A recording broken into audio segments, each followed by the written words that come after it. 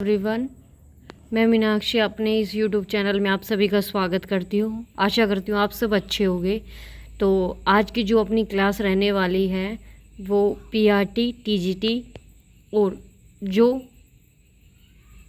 PGT का exam देने वाले हैं उन सभी स्टूडेंट्स के लिए है। ठीक है, ये अपनी क्लास रहने वाली है सीडीपी की, चाइल्ड डेवलपमेंट एंड पेडागोजी, बाल विकास की, जिसमें हम जो आज का अपना टॉपिक फर्स्ट है वो हम करेंगे ग्रोथ एंड डेवलपमेंट। तो स्टार्ट करते हैं। ग्रोथ का मतलब होता है वृद्धि होना।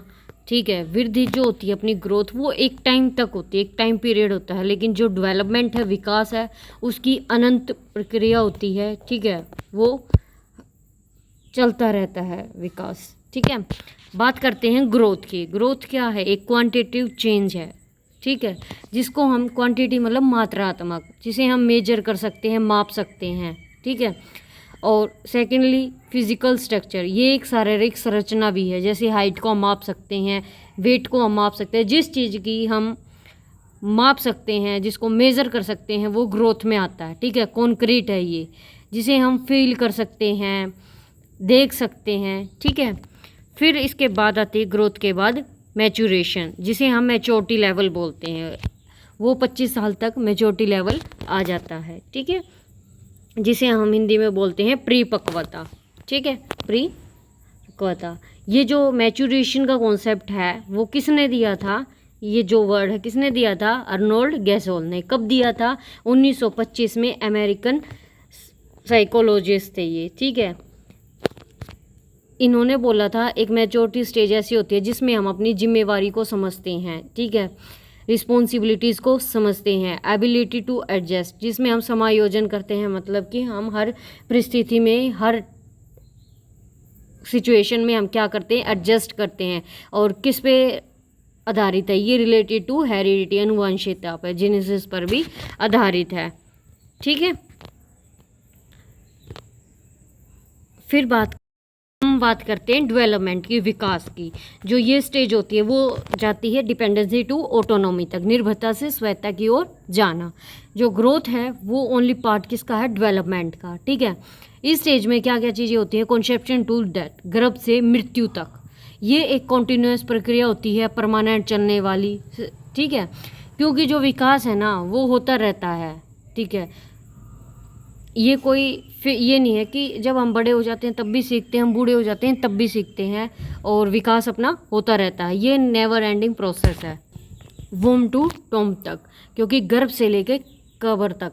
क्योंकि जब हम अपनी माता के गर्भ में होते हैं तब भी क्या होता है? हमारा विकास होता है और कब्र तक चलता रहता है। ठीक है, ये एक क्वांटिटेटिव और क्वालिटेटिव है, क्योंकि मात्रात्मक भी है, ये गुणात्मक भी है, जिसमें हम क्वालिटी भी देखते हैं। ठीक है, ये एक सीक्वेंस में चलने वाली है, मतलब एक क्रम में। जैसे इन्फेंसी स्टेज आएगी, फिर चाइल्डहुड की आएगी, एडोलोसेंस के किशोरावस्था आएगी, फिर मैच्योरिटी लेवल आएगा, फिर एक एज आएगी ओल्ड। ठीक है, और फिर इसमें क्या आता है? इसमें स्टेजेस भी हैं डेवलपमेंट की, विकास के कुछ चरण भी हैं। जो सबसे पहले आता है इन्फेंसी, मतलब शैशवावस्था, जो होती है 0 से 2 साल तक। वो सिर्फ सेंस बेस्ड होती है। अगर ये हो कि बच्चा रो रहा है तो ही हम क्या है, तो माता समझ जाती है कि वो किस लिए रो रहा है। तो ये वो स्टेज है। ठीक है, फिर आती है अर्ली चाइल्डहुड, जो पूर्व बाल्यावस्था होती है। वो कब से लेके कब तक होती है? 2 से 6 साल तक। ये क्वेश्चंस आते हैं आपके कि अर्ली चाइल्डहुड स्टेज क्या होती है। ये स्टेज कब तक चलती है? 2 से 6 साल तक के। इसे हम टॉय स्टेज भी बोलते हैं, प्री स्कूल स्टेज भी बोलते हैं, और क्वेश्चन स्टेज भी बोलते हैं, और सेल्फ सेंटर्ड स्टेज भी बोलते हैं, और लैंग्वेज डेवलपमेंट भी, क्योंकि इसमें भाषा का विकास भी होता है। टॉय स्टेज होती है। ठीक है, ये स्टेजेस आप याद रखना, क्योंकि क्वेश्चन ये पूछा जाता है कि प्री स्कूल को हम कौन सी अवस्था बोलते हैं? Early childhood, infancy.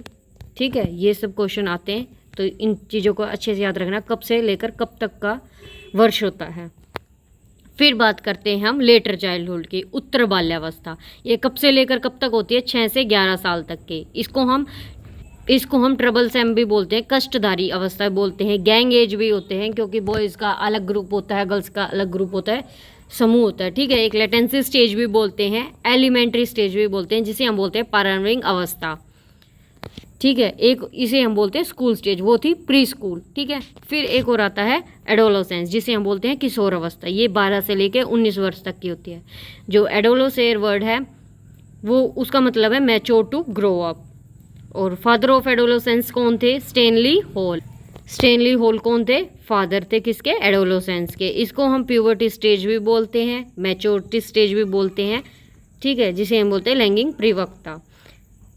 जो स्टेनली हॉल हैं उन्होंने स्ट्रेस एंड स्टॉर्म की वर्ड भी दिया था, जिसे हम बोलते हैं तूफान और तनाव की अवस्था बोलते हैं, स्ट्रेस एंड स्टॉर्म। इस स्टेज को हम आइडेंटिटी क्राइसिस भी बोलते हैं। ये वर्ड दिया था एरिक एरिक्सन ने, इसे पहचान संकट। अगर वो अच्छा से करेगा तो आइडेंटिटी बन जाएगी, तो उसे पहचान बोलेंगे। अगर किसी चीज़ में रुकावट आ गई तो क्या हो जाएगा? आइडेंटिटी क्राइसिस हो जाएगा। तो पहचान संकट, पहचान पे क्या आ जाएगा? संकट। Relationship between development and learning, क्या रिलेशन है डेवलपमेंट का, विकास का और लर्निंग का, जो सीखने की प्रोसेस होती है। जो डेवलपमेंट होता है वो ग्रोथ में भी आता है, मैच्योरिटी में भी आता है और लर्निंग में आता है। लर्निंग इफेक्ट डालती है डेवलपमेंट पे और डेवलपमेंट इफेक्ट डालता है लर्निंग पर।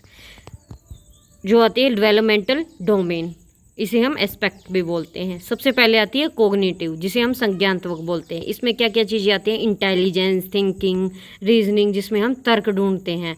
और ये सब कोग्निटिव जो संज्ञानात्मक है वो सब की सब माइंड पर डिपेंड होती है। सोशल जो सामाजिक होता है कि सोसाइटी में कैसे रहना है, खुद रूल्स होते हैं, कुछ रेगुलेशंस होते हैं, नॉर्म्स होते हैं, ठीक है। इमोशनल यानी भावनात्मक, अपने ही इमोशन पर क्या करता है बंदा? खुद कंट्रोल करता है, ऑन्स कंट्रोल ऑन इमोशन। मोरल, कुछ नैतिक सिद्धांत होते हैं जो क्या गलत है क्या सही है। लैंग्वेज, भाषात्मक, जब हम कम्युनिकेशन करते हैं, अपने विचार प्रकट करते हैं, थॉट, ठीक है। फिर आती है फिजिकल, शारीरिक, फिजिकल चेंजेस जो होते हैं। फिर आएंगे factor affecting growth and development. दो तरह से होते हैं, एक होता है इंटरनल और एक होता है एक्सटर्नल। एक्सटर्नल बाहरी और इंटरनल आंतरिक, जो लाई करता है विद इन इंडिविजुअल, और जो एक्सटर्नल होता है वो लाई आउटसाइड द इंडिविजुअल। इंटरवल है जो इंटरनल है जो, उसमें सबसे पहले आएगा हेरिडिटी। क्या आएगा? हेरिडिटी, जिसमें क्या होता है जो पेरेंट्स के जीन्स होते हैं वो क्या आ जाते हैं, वो ही चाइल्ड में आ जाते हैं, ठीक है। इंटेलिजेंस यानी बुद्धि भी देखी जाती है। बायोलॉजिकल यानी जैविक, और इमोशनल भावात्मक, कोई स्ट्रॉन्ग होता है तो कोई वीक होता है। जो स्ट्रॉन्ग होता है वो हर सिचुएशन में क्या कर लेता है? एडजस्ट कर लेता है। जो वीक होता है वो एडजस्ट नहीं कर पाता। फिर बात आती है एक्सटर्नल की। फिर आएगा फैमिली यानी परिवार, और इन्वायरमेंट का भी बहुत फ़र्क पड़ता है, जैसे वातावरण का भी इस चीज़ पर बहुत प्रभाव पड़ता है। इंसिडेंट, कुछ आज से कुछ घटनाएं ऐसी हो जाती हैं जो कभी भूली नहीं जाती, तो उसका भी क्या पड़ता है? इफेक्ट पड़ता है। फिर आते हैं इकोनॉमिक कंडीशन यानी आर्थिक किसी की अच्छी होती है तो किसी की बुरी होती है, तो उसका भी क्या पड़ता है? बहुत ज़्यादा प्रभाव पड़ता है। तो आज की क्लास हम अब इतनी ही रखते हैं, तो कल हम इसे आगे की क्लास करने वाले हैं। होप आप सबको आज की क्लास अच्छी लगी होगी और ये आपके एग्ज़ाम के पॉइंट ऑफ व्यू से रेलेवेंट क्लास है। इसमें ग्रोथ एंड डेवलपमेंट के आपको हर एक टॉपिक अच्छे से कवर करवाए हैं। तो ऐसे ही मोर क्लासेस के लिए आप चैनल को सब्सक्राइब करें और अपना फीडबैक कमेंट बॉक्स में ज़रूर डालें कि आपको आज की क्लास कैसी लगी। Okay, thank you.